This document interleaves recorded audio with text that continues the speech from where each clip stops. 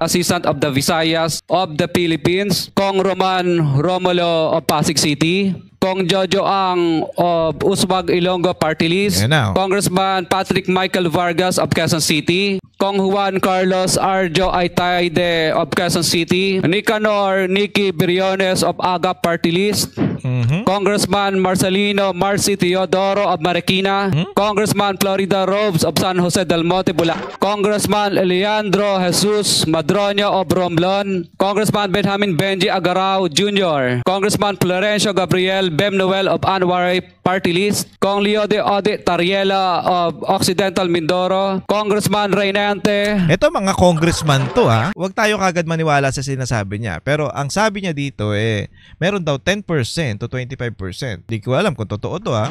Pero alam ko under oath tong mga to dito sa Senate. Pag nagsinungaling sila dyan at napatunayan, malamang makokontempt yan sila.